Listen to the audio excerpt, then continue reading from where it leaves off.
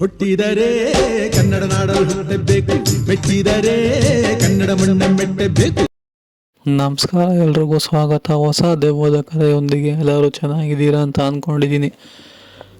ಈ ಒಂದು ಘಟನೆ ನಡೆದಿರೋದು ಬಂದ್ಬಿಟ್ಟು ಈ ಒಂದು ಚಿಕ್ಕಮಗಳೂರು ಹಾಗೆ ಮಂಗಳೂರು ರಸ್ತೆಯ ಮಾರ್ಗವಾಗಿ ಹೋಗುವಾಗ ಸಿಗುವಂತಹ ಒಂದು ಊರು. ಆ ಊರಿನ ಹೆಸರನ್ನೇ ಸಿಲುವೆಪುರ ಅಂತ ಹೇಳಿ.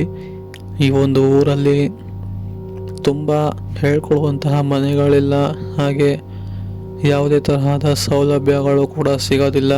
ಅದೇ ಥರ ಈ ಊರಿನ ಆಚೆಗಡೆ ಒಂದು ಸ್ಮಶಾನ ಕೂಡ ಇರುವಂಥದ್ದು. ಆ ಒಂದು ಸ್ಮಶಾನದ ಬಳಿ ಹೋಗಲು ಆ ಒಂದು ಊರಿನ ಜನರು ಎಲ್ಲರೂ ಕೂಡ ತುಂಬಾ ಭಯ ಪಡ್ತಾರೆ. ಇನ್ಫ್ಯಾಕ್ಟ್ ಬೆಳಗಿನ ಸಮಯದಲ್ಲೂ ಕೂಡ ಆ ಒಂದು ಸ್ಮಶಾನದ ಬಳಿ ಹೋಗಬೇಕು ಅಂತಂದರೆ ತುಂಬಾ ಭಯ ಪಡುವಂತಹ ಜನರು ಆ ಒಂದು ಊರಿನಲ್ಲಿ ಇರುವಂಥದ್ದು. ಯಾಕೆ ಅಂತಂದರೆ ಆ ಒಂದು ಊರಿನಲ್ಲಿ ಇರುವಂತಹ ಪ್ರತಿಯೊಬ್ಬರಿಗೂ ಕೂಡ ಆ ಒಂದು ಸ್ಮಶಾನದ ಬಗ್ಗೆ ವಿಷಯ ಗೊತ್ತಿರೋವಂಥದ್ದು. ಅದಕ್ಕಾಗಿಯೇ ಆ ಒಂದು ಸ್ಮಶಾನ ಕಾಯುವ ವ್ಯಕ್ತಿನೂ ಕೂಡ ಅಲ್ಲಿ ಇರೋದಿಲ್ಲ. ಅವನು ಕೂಡ ಬೇರೆ ಕಡೆ ಮನೆ ಮಾಡಿಕೊಂಡು ಊರಿಂದ ಆಚೆ ಇರುವಂಥದ್ದು, ಸ್ಮಶಾನ ಕಾಯುವವನ ಕುಟುಂಬನೂ ಕೂಡ. ಸೊ ಹೀಗೆ ಆ ಒಂದು ಸ್ಮಶಾನದ ಬಳಿ ಹೋಗಲು ಎಲ್ಲರೂ ಕೂಡ ಹೆದರ್ಕೊತಿರ್ತಾರೆ. ಅದೇ ಸಮಯಕ್ಕೇ ಒಂದಿನ ರಾತ್ರಿ 3 ಜನ ಸ್ನೇಹಿತರಾದಂತಹ ರಮೇಶ್, ಅರವಿಂದ್ ಹಾಗೆ ಶ್ವೇತಾ ಅಂತ ಹೇಳಿ 3 ಜನರು ಸ್ನೇಹಿತರು ಟ್ರಿಪ್ಪು ಹೋಗೋಣ ಅಂತ ಹೇಳಿ ಹೊರಟಿರ್ತಾರೆ. ಅವರಿಗೆ ಆ ಒಂದು ಊರು ಹೋಗಬೇಕಾದ್ರೆ ಸ್ಮಶಾನದ ಗೇಟ್ ಬಳಿನೇ ತಮ್ಮ ಕಾರು ಕೆಟ್ಟೋಗುತ್ತೆ. ಇದ್ದಕ್ಕಿದ್ದಂಗೆ ಕಾರ್ ಏನಾಯಿತು, ಸ್ಟಾರ್ಟ್ ಕೂಡ ಆಗ್ತಿರೋದಿಲ್ಲ. ಅವರು ಕೂಡ ಸ್ಟಾರ್ಟ್ ಮಾಡೋಕ್ಕೆ ತುಂಬಾ ಪ್ರಯತ್ನ ಪಡ್ತಾರೆ, ಆದರೆ ಗಾಡಿ ಸ್ಟಾರ್ಟ್ ಆಗೋದೇ ಇಲ್ಲ. ಸರಿ ಅಂತ ಹೇಳಿ ಅಲ್ಲಿಂದ ಆ ಒಂದು 3 ಜನರು ಸ್ನೇಹಿತರು ಆ ಒಂದು ಸ್ಮಶಾನ ಮಾತ್ರ ಕಾಣಿಸುತ್ತೆ. ಅದನ್ನ ಬಿಟ್ಟರೆ ಸ್ವಲ್ಪ ದೂರದಲ್ಲಿ ಬೀದಿ ದೀಪ ಕಾಣಿಸಿ ಬರುತ್ತೆ. ಸರಿ, ಅಲ್ಲಿ ಹೋಗಿ ಏನಾದರೂ ಸಹಾಯ ಕೇಳ್ಕೊಂಬರೋಣ ಅಂತ ಹೇಳಿ ಹೋಗ್ತಾರೆ 3 ಜನರು ಕೂಡ. ಹಾಗೆ ಆ ಒಂದು ಊರೊಳಗಡೆ ಹೋಗ್ಬೇಕಾದ್ರೆ ಅವರು ಸ್ಮಶಾನದ ಬಾಗಿಲನ್ನು ದಾಟಿ ಹೋಗ್ಬೇಕಾದ್ರೆ ಯಾರೋ ಅವ್ರನ್ನ ಕರಿತಿರೋ ಥರ ಅವ್ರಿಗೆ ಅನಿಸುತ್ತೆ. ಬಟ್ ಮೋಸ್ಟ್ಲಿ ಏನೋ ಇರ್ಬೋದು ಬಿಡು ಅಂತ ಹೇಳಿ ಅವರು ಕೂಡ ಅಷ್ಟೊಂದೇನು ತಲೆ ಕೆಡಿಸ್ಕೊಳ್ದೇ ಆ ಒಂದು ಊರಿನವ್ರ ಹತ್ರ ಹೋಗಿ ಸಹಾಯನ ಕೇಳ್ತಾರೆ.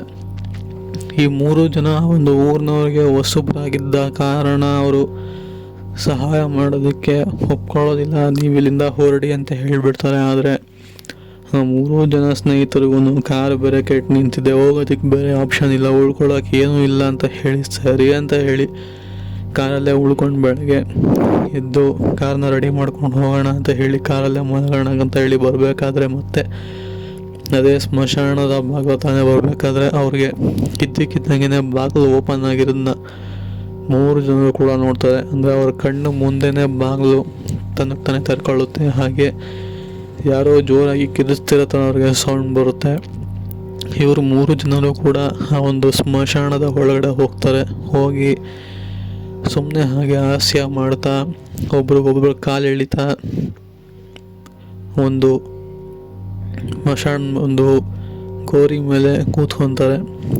ಹಾಗೆ ಕೂತ್ಕೊಂಡು ನಂತರ ಹಾಗೆ ಒಬ್ರಿಗೊಬ್ರು ಕಾಲು ಎಳ್ಕೊತ ಬರಬೇಕಾದ್ರೆ ಇನ್ನೇನು ಆಚೆ ಕಡೆ ಬರಬೇಕು ಅನ್ನುವಾಗಲೇ ಗೇಟ್ ಇದೆಯಲ್ಲ ತನಗೆ ತಾನೇ ಕ್ಲೋಸ್ ಆಗಿಬಿಡುತ್ತೆ. ಇವರು ಎಷ್ಟೇ ಹೇಳಿದ್ರು ಕೂಡ ಆ ಕಡೆಯಿಂದ ಯಾರೋ ಗಟ್ಟಿಗೆ ಹಿಡ್ಕೊಂಡಿದ್ದಾರೇನೋ ಅನ್ನೋ ಥರ ಇವ್ರಿಗೆ ಫೀಲ್ ಆಗುತ್ತೆ. 3 ಜನನೂ ಕೂಡ ಹೇಳಿದ್ರು ಬರೋದಿಲ್ಲ. ಅದೇ ಸಮಯಕ್ಕೆ ತುಂಬ ಜೋರಾಗಿನೂ ಮಳೆ ಬರೋದಕ್ಕೆ ಶುರುವಾಗುತ್ತೆ.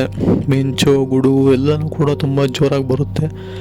ಎಷ್ಟು ಜೋರಾಗಿ ಬಂತು ಅಂತಂದರೆ ಆ ಒಂದು ಮಿಂಚಿನ ಬೆಳಕಲ್ಲಿ ಇದ್ದಕ್ಕಿದ್ದಂಗೆ ರಾತ್ರಿ ಇದ್ದಿದ್ದು ಬೆಳಕಾಯ್ತು ಅನ್ನೋ ಥರ ಫೀಲ್ ಅವ್ರಿಗೆ ಆಗುತ್ತೆ.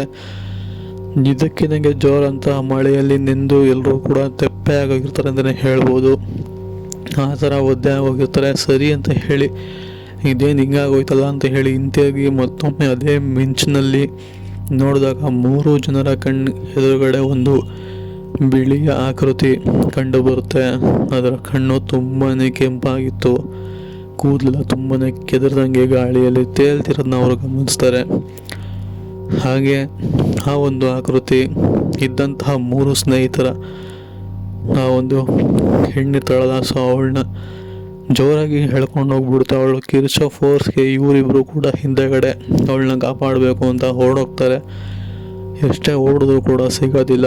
ನಂತರ ಇದ್ದಕ್ಕಿದ್ದಂಗೆ ಅವರು ಯಾವ ಒಂದು ಗೋರಿ ಮೇಲೆ ಕೂತಿದ್ರಲ್ಲ ಅದೇ ಗೋರಿ ಒಳಗಡೆ ಅವಳು ಹೋಗ್ತಿರೋದನ್ನ ಕಾಣಿಸುತ್ತೆ. ಇವರು ಅವಳನ್ನ ಹಿಡ್ಕೊಳ್ಳೋದಕ್ಕೆ ಅಂತ ಹೋಗ್ತಾರೆ, ಬಟ್ ಇವರು ಕೂಡ ಅದೇ ಗೋರಿ ಒಳಗಡೆ ಹೋಗ್ಬಿಡ್ತಾರೆ. ಇದು ಆ್ಯಕ್ಚುಲಿ ಆಗಿರುವಂತಹ ಒಂದು ಸತ್ಯ ಘಟನೆ.